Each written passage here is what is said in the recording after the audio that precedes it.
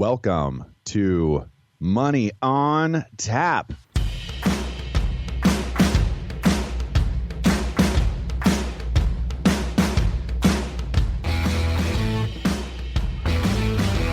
Money on Tap, your personal finance headquarters, where we bring out the professionals' experience and some fun in what we call three-dimensional investing, utilizing insurance, brokerage, and fee-based planning. That's what we do on this show. We look at all sides of the issues, and we bring a fully independent planning perspective to the table. Welcome back. You are listening to Money on Tap. My name's Seth Krussman. And I'm Ben Brayshaw. Glad to have you aboard with us today. If you are wanting to get a hold of us directly, you can reach us at 855-226-8551 or info@yourmoneyontap.com. And today, friends, it is going to be part 2. Friends, patriots, and countrymen, Seth. Oh, yes. All of those, wherever you're at, however you're listening to us today through the magic of radio or via podcast. Gosh, it is going to be a great show, and we can't wait to jump in. It's going to be part 2 of our estate planning show, and we have put together 10 of, we think, really some of the most critical pieces that you want to have available, just a conversation about, or at least access to understand a little bit more about what estate planning can do for you. And help you along in your financial journey and your ultimately your family as well. That's a good thing. That's a good thing, Seth. We're gonna do that today.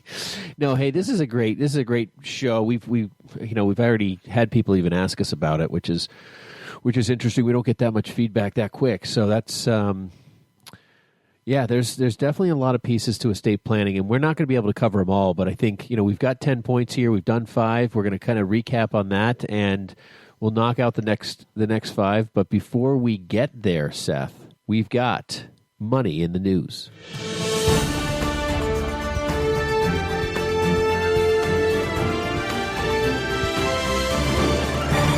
First up today, it's Christmas time, right, Seth? It's Christmas time, and everyone is feeling very Christmassy, so much so that in the Wall Street Journal, there's an article here by Lucy Kramer, who says that Christmas trees are going for more than $2,000 on an 8-foot tree. I don't know that I've ever heard of a tree going for that much, but that's a whole lot of Christmas spirit is what I got to say.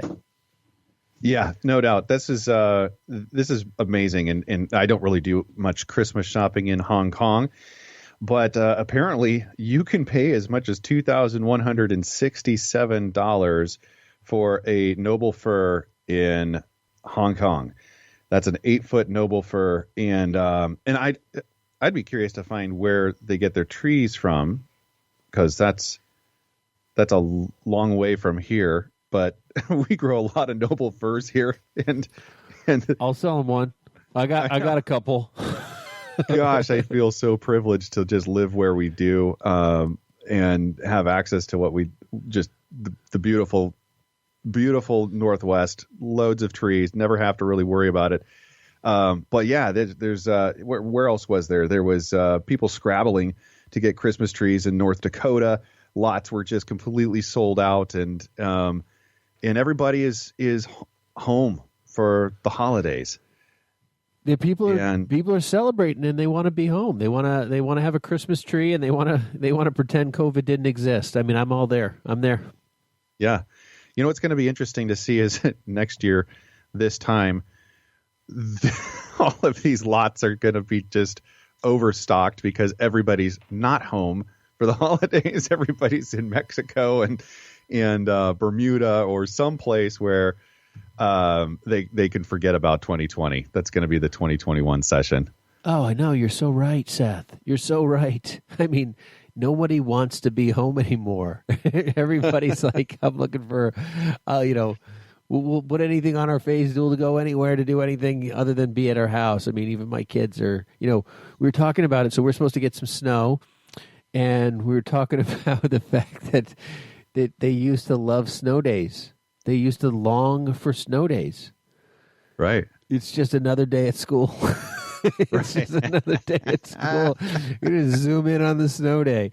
I will say that, I feel bad for the kids because this whole pandemic has ruined probably snow days forever because they're just going to slap on Zoom and they're going to say, hey, listen, we're still having class. Yeah. It ruined snow days forever. I mean, if anyone has a right to be mad, I think the kids really have to revolt on this one item because you know what? You can't take the snow day away. You can't do that. That's wrong. Yeah. Yeah. What you're not feeling well today? Oh, okay. Why don't you go ahead and log in on your iPad? You can watch the class. Instead of like watching a movie, you can watch the class. Oh man, when we were growing up, gosh, that's what we do now is we talk about ourselves as kids and, through the snow, barefoot, 5 miles each way uphill. But we didn't have cable. We didn't have electronics and devices and stuff like that. If you were homesick, gosh, Perry Mason. That was what we had on TV. Perry Mason.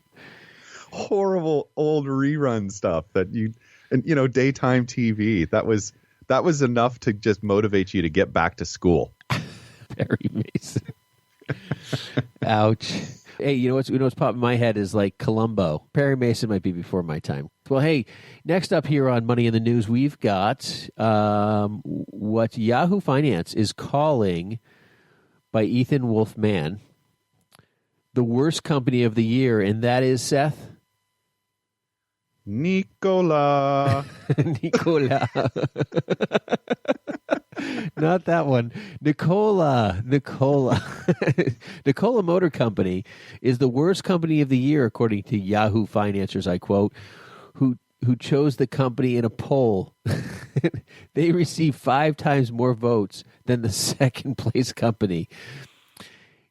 This company has been ridden with accusations of fraud.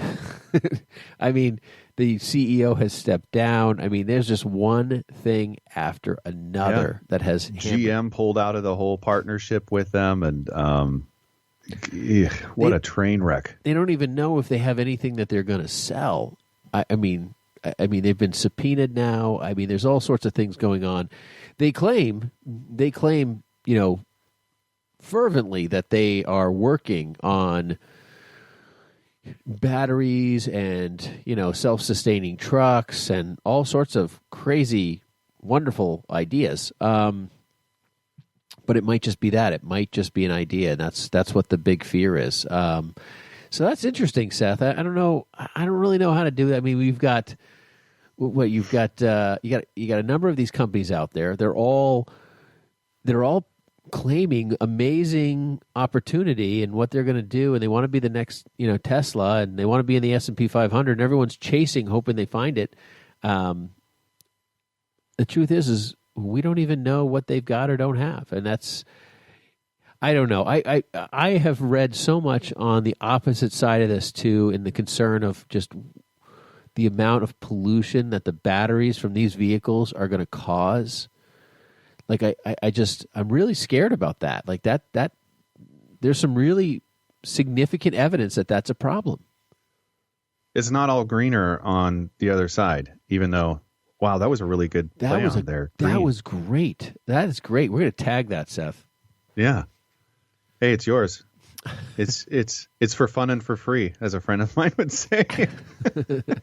So this is a thing. I mean, chasing some of these, kind of like wild recap, companies that are going to hopefully spike and do tremendously well. I mean, that's a dangerous place to be. And I think, that kind of, segues pretty nicely into our next article, which is from the Wall Street Journal. Yeah, this is all, we talked about IPOs last week, right? Or kind of shed a little light on one of the IPOs of last week. And that was so last week. I can't even believe it's been a week since Airbnb and DoorDash took flight. But there's been a frenzy in the market for these new stocks. And what was it? DoorDash shot up 86%. There was Airbnb doubled, And what that's caused is actually a couple of these IPOs that were scheduled to go out this next week, which was what was a video game company, Roblox Corp, and also the technology company Affirm Holdings. They're moving their listings into January. Part of the what they're citing here is they just don't really understand what's going on in the market right now. It's just it's been wild to say the least to see IPOs just launch like that. They're really trying to avoid that kind of reaction in the market when they do release their IPOs. So it's the opposite of what I would think. Really, I would be, if I were launching an IPO, I think I'd be super excited about it doubling and shooting up 86% or something like that. But that's not the case for these guys. Yeah, let's look at some simple facts here. And I think this is important for our listeners, understanding IPOs and just, buyer beware is really where I'm leaning here because, DoorDash is valued at $56 billion. That's just shy of General Motors. Okay, I mean, I'm saying to myself, DoorDash delivering food is as big as GM. And that's, in my mind, massively crazy. Now, Airbnb, which was evaluated to be worth about $83 billion. Now, that's pulled back since. But that's more than FedEx, who's flying packages all over the world. Now, to me, Airbnb has a more substantial argument, and I would even say that probably has a more substantial argument as being worth more with COVID because people may not want to be in hotels. I mean, that's, they might want to have a separate house that's been cleaned. It's just them. They don't need to worry about it and wearing masks and going to the pool and sharing, I can see Airbnb being a bigger place in our community. Worth as much as FedEx? Maybe not just yet. So there's a lot of speculation in that. But then you get to companies like Snowflake, and it's worth over $100 billion. I mean, $100 billion is an enormous number. That's actually more than Goldman Sachs. So, I mean, the article goes through this, and I mean, this comparison is phenomenal. It's great for people to realize that, these IPO numbers are nothing more than, what someone's willing to pay today. Now, is this a tech bubble boom gonna bust? I don't know. I mean, that's a big potential deal that, I'm honestly concerned of. I mean, I think about 20, ish years ago and the tech bubble bursting and people losing their zillions of dollars. That's a big deal. So but at the same time, I listen to CNBC and Fox Business and all of these different things. And I mean, they're talking about tech being the next, development of everything is tech. And I don't disagree with that, Seth. I don't disagree that that's a play in it. But I mean, the .com bubble may be back. It may be that listen, the technology companies can continue creating, continue building, and continue selling, but we may have a real awareness that it's just not worth $100 billion with Snowflake. And people might say, I'm not willing to pay that anymore because their revenues are not going to be there. I mean, at the end of the day, cash flow, revenues, and profit is what a company is all about, right? And so if you're not looking at those financials and you're just buying to buy on that, I don't have a problem with people taking some risk. But if you bury all of it into the risk, you're going to get burned. You're going to get burned. Yeah, that's that right there is the gambling of the investment wheel that is out there for people that, the Robin Hood investors, right? That are out there just like a day at the casino with this, right? They're just like, hey, the next thing, I'm just going to throw it at it. And what do you know? It went up. And so there's that. I think there's a misunderstanding that you described very well around at the end of the day, what has to happen in order for a company to survive. And the reality is that those stocks go up and they go down. And if you are, buying somewhere in there, you either make or lose money. That's just the way it goes. And so you do not ever just go and do the mad dash and, cobble together what little savings you have and think you're going to win. The house wins, right? If you keep doing that. And so there's been a lot of stories out there around investors that they've lost a lot this year. And anyways, it's an unfortunate thing. And I'm glad to see that people are being cautious, cautiously optimistic, right? Yeah, well, you're right. And I think, we have had IPOs in the recent past that have not done as well. But, I think a lot of the thing that people aren't spending their money as much, I think Christmas retail sales will be huge. It'll be online. It will be heavy because people are home and they want things to do. So they're throwing stuff under the Christmas tree. So I think that's going to be an interesting thing. But like Uber, was a really disappointing launch. If Uber had launched today, it would have skyrocketed. It would have doubled or tripled. So it's Uber back last year just didn't really cut the mustard, I guess. And then you look at Airbnb, and Seth, the article goes into the fact that Airbnb's launch, put a valuation of it being worth more than Marriott, Hilton, and Hyatt, their market cap all combined. I got to tell you, there's no way that, first of all, it's worth as much as Marriott. It's no way it's worth as much as Marriott, Hilton, and Hyatt all combined.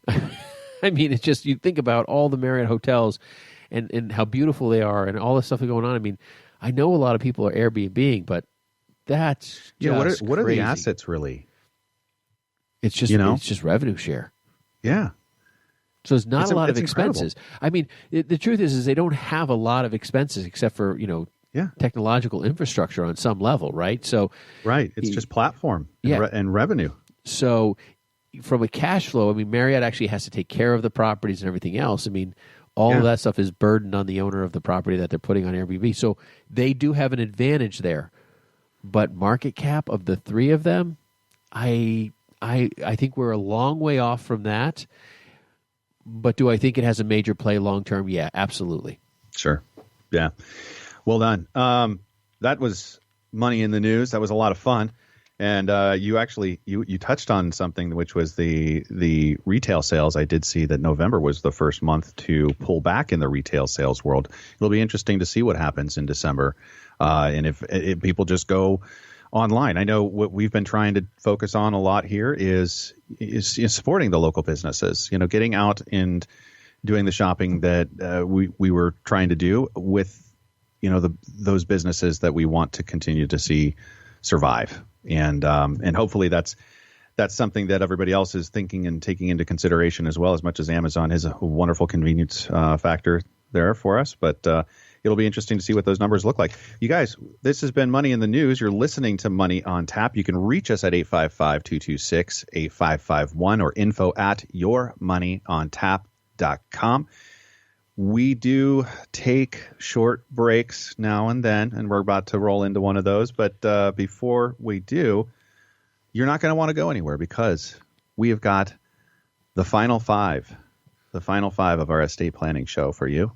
We're going to talk through some of these with you and explain where we're coming from a planning perspective with the estate planning world.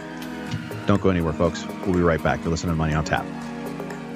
If you're listening today and your questions are outside the box of estate planning or financial planning or any number of the pieces that we kind of traditionally talk about, don't forget that Brayshaw Financial offers auto, home, and business insurance. And we have an entire department that handles all of that for you. Give us a call at 855-226-8551 and be happy to take care of those needs for you. Or email us at info@yourmoneyontap.com. More Money on Tap in just a moment. Folks, we have a lot of fun doing this show, Money on Tap, and Ben and I have been financial planners for years and years, and our goal here with you is to bring you into the room, have the conversations that we have. We think these are critical conversations for you, but we understand this is a limited space. And what we'd love to do is to open the doors to you with us at Brayshaw Financial Group so you could experience what it means to have three-dimensional planning in your life. Let's take a look at all sides of your situation, your scenario, and see how we can put together the best plan possible, taking into account your risk. How much can you have in the market? How much do we need to have set aside and doing different things for your life? That's what we do as planners, how we engage with you, and we welcome you to do that with us. You can reach us at 855-226-8551 or info@yourmoneyontap.com. Now, if you have $250,000 that are investable assets today, our planning is free to you. We want you to have the playbook to have a successful experience in retirement. Give us a call, 855-226-8551 or info@yourmoneyontap.com. Ben and I welcome you to Brayshaw Financial for complete wealth management. Now back to Money on Tap with Ben and Seth.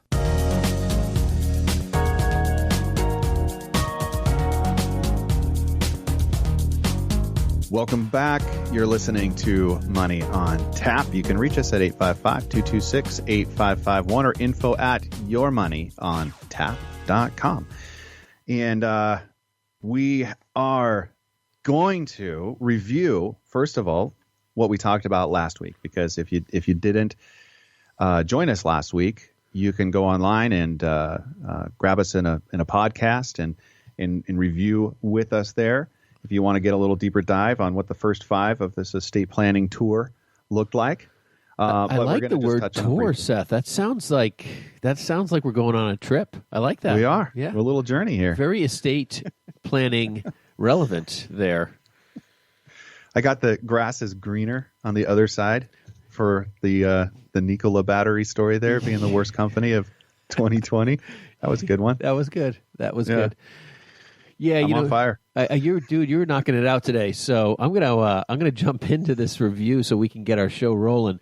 We have 10 estate planning items, and the first 5 we covered last week. And I think Seth's right. If there's something in this that tickles your interest a little bit, I would zip back and take a listen to that show. And there's a lot of good information. So even if you're not sure, I would probably do that. But we had a little bit about conversation. Number one was about rethinking your IRAs and understanding how IRAs work in your estate. And we pushed through conversations about how distributions work and the 10-year rule that has now been put in place, which means you have to distribute your IRAs over 10 years to your beneficiaries that are not your spouse. And we also talked a lot about Roth conversions and how that may or may not play into an option. So that's something that we need to look at and need to consider, because there have been rule changes around that. Number 2, Seth, you want to take that? Yeah, sure. Yeah, so basically gifting today. Several strategies around this. And so we just wanted to highlight that there's a gift exemption here, and you can basically gift forward what you were planning to gift after you pass away. And a couple of the exceptions there was the $15,000 annually per person, and the $75,000 to the $529, kind of a 5-year front gifting strategy there. And the 150 married basically to one beneficiary. That was that clear? What I was saying there? I think so. Okay. If you have questions, give us a call. 855-226-8551. Gift tax exemption. We talked a little bit about that, and that right now you can do $11.58 million each, and husband and wife. So that's over $23 million. That is something that I think we are kind of in agreement, and there's a lot of people out there that are in agreement that will be lowered. How much lower? I've heard everything from $5 to $7 million to to well under, back to the 2.3 or 5 that it used to be. So that changes a lot depending on how you're doing your planning. And then number 4 was we talked a lot about irrevocable trusts, which are the trusts you can't undo. Yeah, we spent quite a bit of time working on that. And that's really, really important. And if anything, that's part of the show you want to go back to listen to, because we talked about SLAT trusts, SLAT, and we talked about protecting assets from creditors, which is always a big deal. And that includes, if you're doing Medicaid planning, looking at irrevocable trusts and how that may or may not be a spot for you. We would highly encourage you to, speak with an attorney about that, as Seth and I are not attorneys. But that is definitely a huge piece of the practice that we work with attorneys on. Number 5? Yeah, the unused deceased spouse exemption carry forward. That was, basically the bypass. The need for a portable exemption is what we brought that back into, and you might be, better off preserving assets for heirs with a bypass trust. Similar to the SLAT, except it's funded at the spouse's first death, and the second spouse retains limited access to the funds inside the trust, with expenses for health, education, maintenance, and support generally as approved. So that was that. Very good, very good. So let's knock out number 6 here, Seth. So we talked about a lot of trusts, and we're gonna go into what we call an asset protection trust, and this is a different kind of trust. It's one where it's irrevocable. It's one where you're going to put your assets into the trust and to primarily safeguard from creditors both now and in the future. Now, New Hampshire is a very well-known asset protection trust state. It's actually one of the reasons why we have so many attorneys in the state and all of the pieces that it does. What's interesting about an asset protection trust is that you can put your assets in there and have someone else manage those assets for you, pay your bills, et cetera, et cetera. And as long as you open this trust, and there's all sorts of issues around this, but as long as you open this trust in good faith and you don't expect that someone's coming after you for something, or you haven't done anything prior that you would have known that would have caused problems, I mean, you can put your money and assets in there and they can't literally next day sue you for anything if you truly went into that in all good faith. It does have a 5-year waiting period as well, generally. So if you did know you did something wrong or you did know you were going to get sued, you'd have to get past the 5-year period on that asset protection trust. And those are things that we have a number of attorneys who work in this area that you can talk to if you want to get deeper dive in that. So if you are fortunate enough to live in a state where these trusts are basically funded and created and funded, that's great, but you don't have to. That's one of the things that people just need to understand around trusts is you can, live anywhere and have a trust created in any state by an attorney that does that. So you're not limited by where you live. But one of the things that you can do with the irrevocable self-settled trust, you can be the beneficiary of that trust as well. So it's an interesting, it's a really interesting dynamic that you kind of are giving away to this irrevocable trust, something that you once had more fluid control over with some constraints. But the method works, and that's one of the ways to protect the assets. This is basically as close as you get to putting money in the Cayman Islands. I mean, this is this is as close as you can get without going there. So it's a pretty aggressive scenario. A lot of people put paid off assets, like if you paid your house off, you might slide it over there. You basically would make contribution. You could still pay various expenses and stuff, and it usually goes through the trust. But again, talk to your attorney. This is a very intricate process, and actually, and honestly, a very popular one that's used all over the place. So we're on to the revocable trust, because we've certainly spent a fair amount of time talking about the irrevocable trust. Why wouldn't we talk about the revocable trust? And it is kind of an interesting note that there's more of the revocable trusts that are sold than bought. And some people might even think of that kind of like an annuity. Just they they have been a blanket strategy for avoiding probate and cutting taxes, but the revocable piece really renders them ineligible for a lot of the estate tax strategies that we've been talking about. But it is it can accomplish the goal, first and foremost, of bypassing probate. And depending on what state you're in, probate looks very different from state to state. It can be one of the simple ways to just, especially with COVID and people not getting appointed to the estates through the process or getting powers of attorney, just the courts have been backed up. This has been one of those places where the attorneys that we've been talking to have been using them to just really help families manage the assets. Yeah, I mean it's really, I mean, unless the biggest issue here is just avoiding probate, right? I mean, that's the number one reason why people do revocable trusts. The second piece of this is that it does, it does give you the ability to say, Johnny and Susie, you get it this, and this is how it works, and I'm going to spread this out over your lifetime, or, I mean, you create all sorts of things. But you can also do that in a will, and you can actually, with a will, you can actually invoke that a trust happens on your death. Now, once you do die, that revocable trust does turn to become irrevocable. It can't be changed.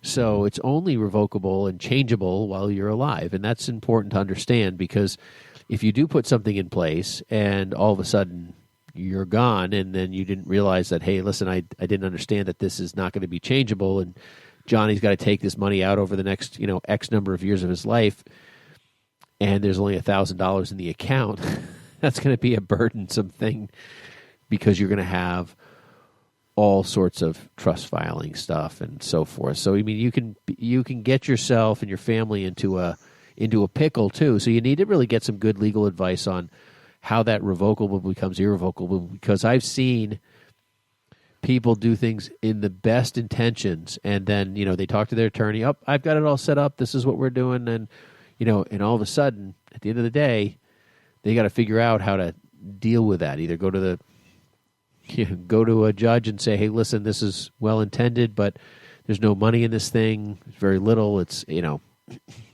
a financial burden to keep it open."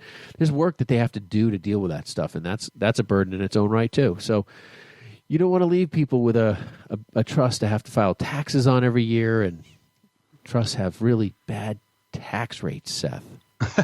Really bad tax rates. They do. Hey, I like this idea here too around how do they help that manage the assets if there's health issues, because it's a lot easier for you to have a successor trustee take charge of the assets than it is to have an agent under power of attorney. And a lot can save a lot in money that way as well. But having a separate tax identification number can help avoid scams on seniors. And that is one of the big things that we just have coming through our office. I'm trying to think of how many phone calls have I just not taken, because I immediately recognize that it's some kind of a scam out there that people are, getting quite good at. And I'm talking with our clients on a regular basis just to make sure that they are aware of what some of these scams are, and not answering the phone or not giving out information. And anyways, yeah, protecting our loved ones. That's what this is all about. The scam thing is crazy. I honestly had somebody who was scammed twice in a row. Poor guy. I mean, it's I don't know how they got hacked twice, but they got literally within a month. They ended up getting hit twice. So it's out there. It's painful, and it's a real issue. So I always tell people, if you get something at all that you think maybe might be real, but you have a question mark at all in your mind, give us a call. That's what I tell my clients all the time. Like, just give me a call. It's not worth clicking on it because someone says, you owe me money and I'm going to sue you because you didn't pay me. It's like, okay, well, let them sue you. okay? Because if you owed them the money, we would just get them paid and they would walk away. The lawsuit would be over and you wouldn't even need an attorney.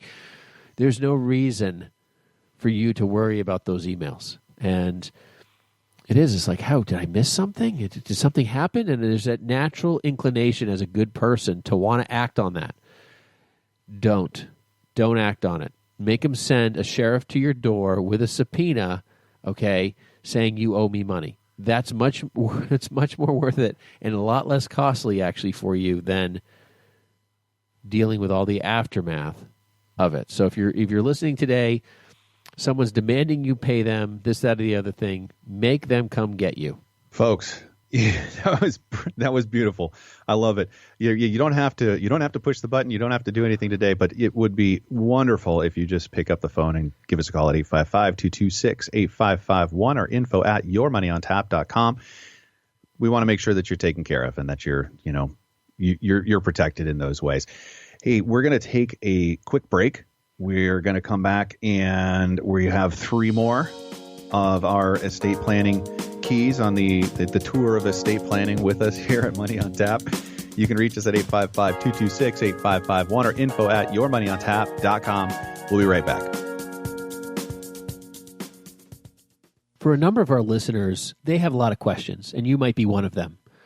Today, we're just offering what we call Zoominars, webinars over Zoom meeting rooms where we have top experts, Social Security, estate planning, and financial planning experts for you to speak with, do a private consultation that way today.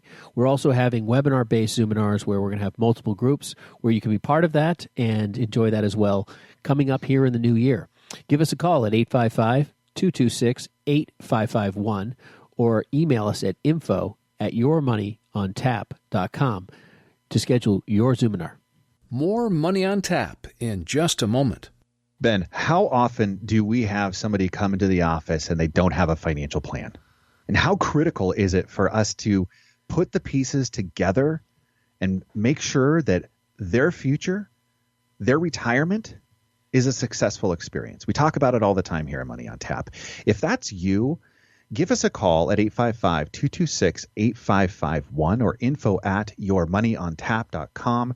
Whether you have 100,000, 500,000, 5 million, look, folks, we have the right planner for you. Whether it's Ben or myself, Seth Krussman, we're here for you to get the plan together and make sure that next step is right. Now back to Money on Tap with Ben and Seth. Welcome back. You're listening to Money on Tap. You can reach us at 855-226-8551 or info@yourmoneyontap.com. We have been taking a tour of estate planning.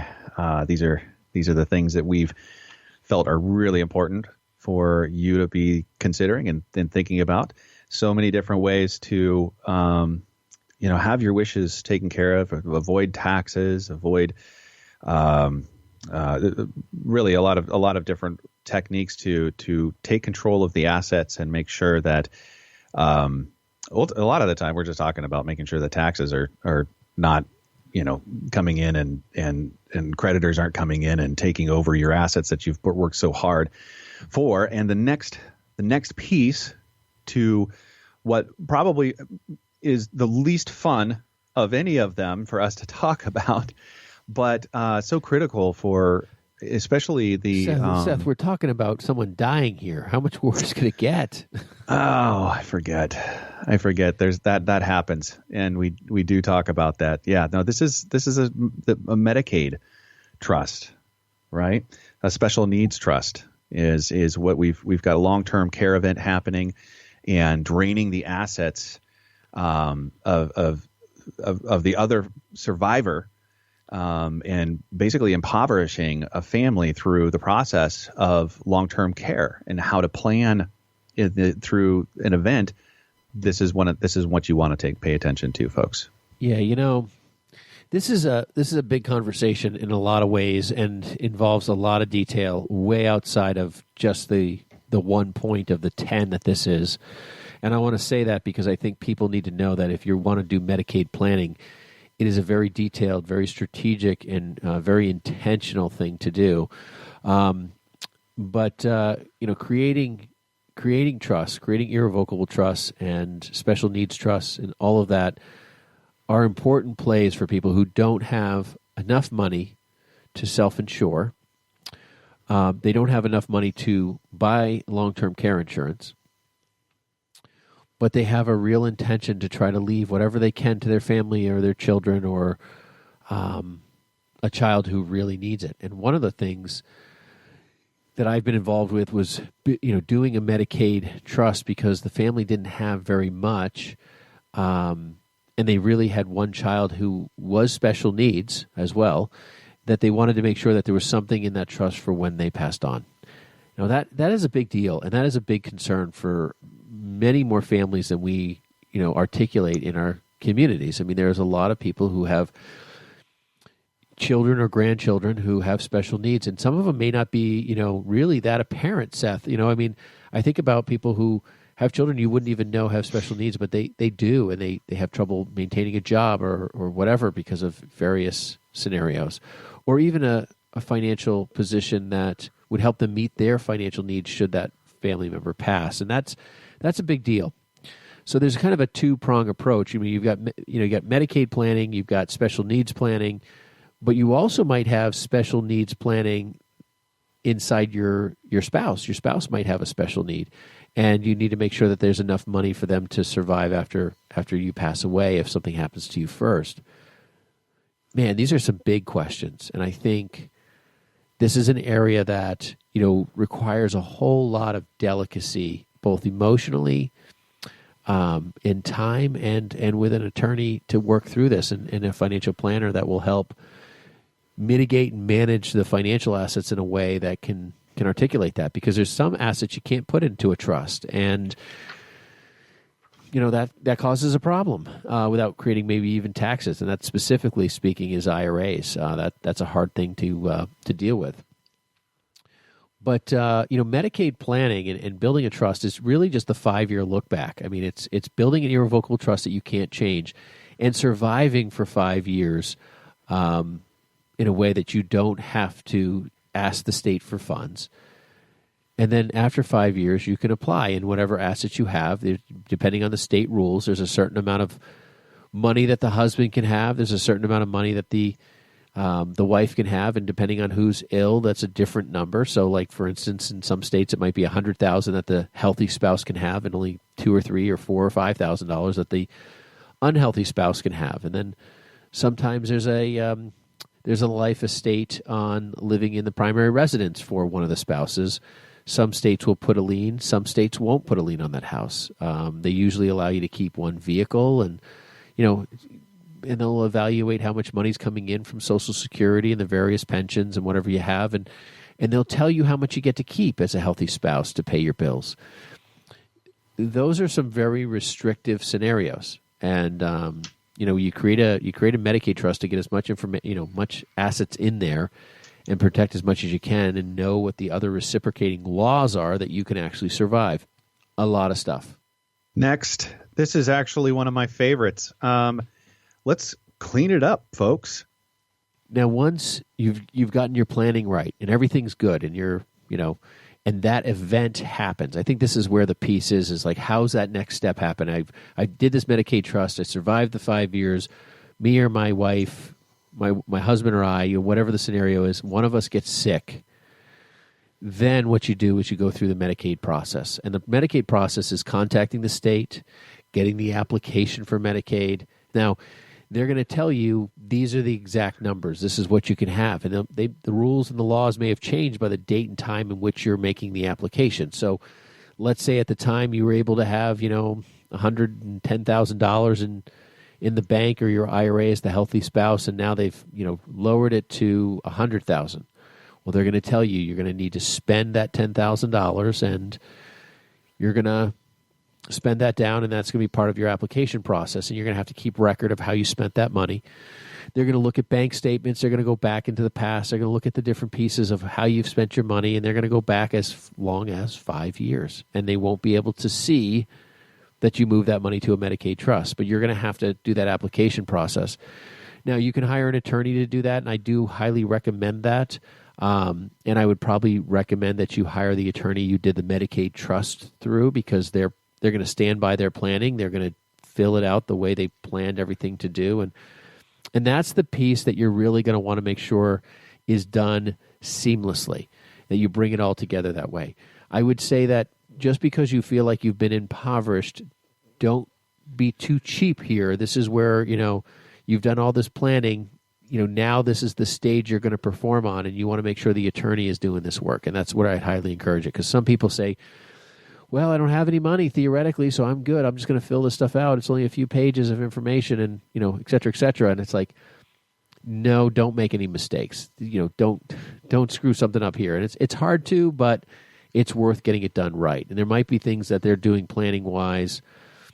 Some have used annuities or different types of investment vehicles to hide assets too. So you want to make sure that you're not filling out something wrong and creating problems for a refiling. So I think that's where I'd leave all of that at, Seth. That was really critical information, Ben, and I appreciate you really taking the time to go through that process and understand it as well as you do.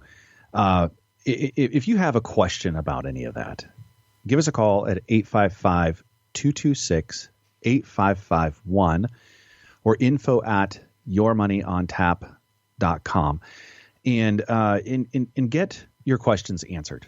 Okay, because there's a lot more to everything that we're talking about today, and it's important to have the correct information for you, and that changes from person to person. So this is a great introduction.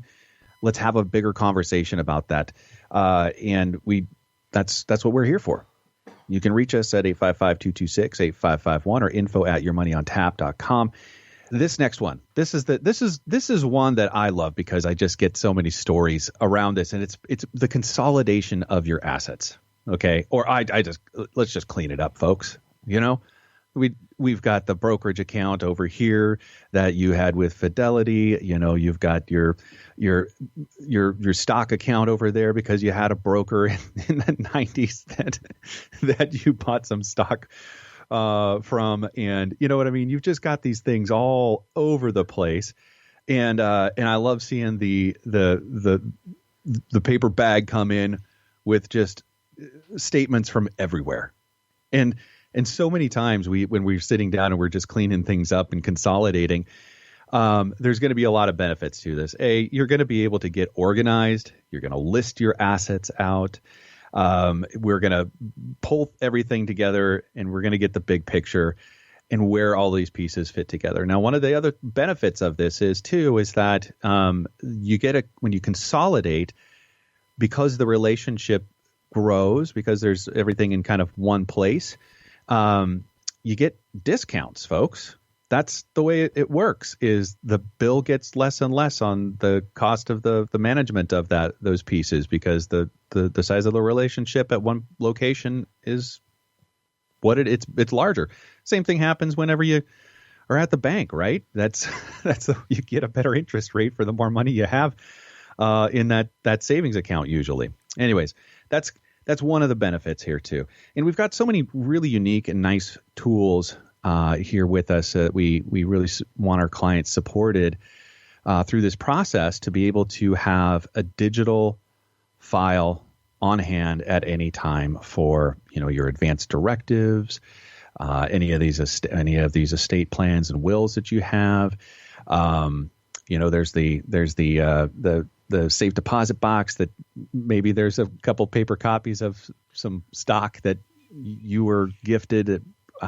We've seen it all come through. Oh gosh, the paper stock certificate, Seth. I want to jump off of, I have people who, man, if you have paper stock certificates, get them in a regular brokerage account.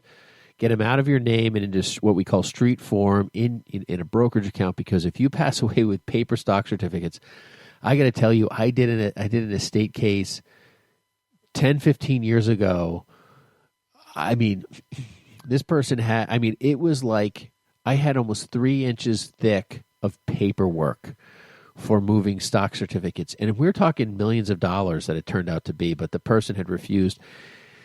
The client had to go through, honestly, a horrible experience of getting, appointed as trustee. The documents had to be within a certain days old. It couldn't be more than 20 days old, appointed from the court.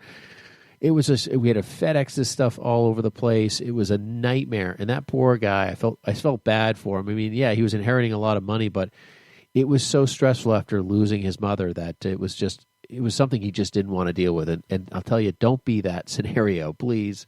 Yeah. No, we're going to try to avoid that. So when we get organized, right, one of the things that we're going to have is we're going to have a digital copy of the assets. Okay. And either you're going to get this on a computer and you're going to back it up. Okay. So you're also that's a redundancy is what we call that. It's taking that next step because we don't necessarily trust that the computer is going to last, I don't know, till tomorrow. It seems like they just don't. So if you can actually get an external hard drive and back all of that information up, and that's what you want to go ahead and put into that safe deposit box, not the paper copy of the stocks. Yeah, and with our online system, we have an encrypted vault, we call it, where you can put your information, and we have that for our clients that they can use as well, and that's also very helpful for that. So, well, let's wrap this thing up with number 10, and this is probably the easiest. I always recommend, Seth, people hire a professional to serve as a trustee if they can afford it. It's just a huge. It just saves so much time and energy from the family. It's just a good choice. Yeah. I always kind of cringe when people say that they haven't and they could, It's just it's an emotional. It just kills the emotional scenarios that are involved in estate issues. It's an amazing scenario. I actually had a call today. A client had asked me about being an executor for their family because he was struggling choosing a child. I said, "Well, I really am honored by your trust in me, but unfortunately, legally, I can't serve as that." And he was just like, I don't know what to do. I've got kids, and I don't know which one to do. And my best recommendation, and it wasn't a scenario, we talked about attorney and this, that, and the other thing, and but it wasn't an estate the size enough that would justify it and what he was trying to accomplish and what he's doing. And my advice to him, and I'm going to give this advice out there, was, I don't believe you choose the oldest. I don't believe you choose the youngest. I don't believe you choose the person with the best financial smarts or the person who, is the best bookkeeper or, intellectual. I truly believe you choose the person with the best heart. And that's what I said to him. I said, I would go with the person that has the biggest heart of all your family, who doesn't have the concerns necessarily one way or another, and that will carry out your wishes as best you possibly can. And even if you have an issue with them today, or they're not the person you're talking to, but if you know that, I always, someone told me one time, when the heart's right, it works. People make mistakes all the time, but when the heart's really right there, you can coach and you can teach and you can work through that stuff. If the heart's not right, it doesn't matter how much coaching or teaching you do. It doesn't work. And so that's my advice to people who, if you're looking at a family member that, because if the heart's right, there's going to be less conflict. If the heart's right, the money and the assets are going to move correctly. If the heart's right, it will get done the way you wanted it to. Yeah, I think it's also important to have those conversations ahead of time so people understand, the your wishes and why, and the more clear and the more clarity there is, the better things work. I think that's just a fact of life, no matter what challenges we face. So, you guys, Ben, do you have anything else, or is that it? No, that's it, Seth. This is a good show. I hope everyone got as much out of it as even refreshing my my learning on a few of these things I had to update on, which was great. Hey, I always reminded that we had a couple of shows within 2020. We've had some attorneys jump on air with us, and they do great work, and we also appreciate them for their input on the show here with us. We appreciate you guys so much for jumping in here with us and tackling tough subjects like this. You can reach us at 855-226-8551 or info@yourmoneyontap.com. Also, we're in a podcast. You can find us at any of the podcast venues out there. We appreciate the likes and the listens. We're also at Facebook at /3D Investing and Twitter at BFG_LLC. We appreciate you joining us here today, and we hope you make it a great day and a great life. Thanks for joining us with Money on Tap. The views expressed are not necessarily the opinion of this radio station and should not be construed directly or indirectly as an offer to buy or sell any securities mentioned herein. Investing is subject to risks, including loss of principal invested. No strategy, product, material, or tool mentioned can assure a profit nor protect against loss. Please note that individual situations can vary. Therefore, the information, products, materials, or tools mentioned should be relied upon when coordinated with individual professional advice. Past performance is not a guarantee of future results. This show may be subsidized in whole or in part by a product sponsor or issuer. Securities and advisory services offered through SagePoint Financial Incorporated, member FINRA SIPC, and a registered investment advisor. All other services offered through Brayshaw Financial Group LLC are independent of SagePoint Financial. SagePoint Financial and Brayshaw Financial Group do not provide tax or legal advice. Main office is located at 116 South River Road, Bedford, New Hampshire, 03110, and can be reached at toll-free 855-226-8551.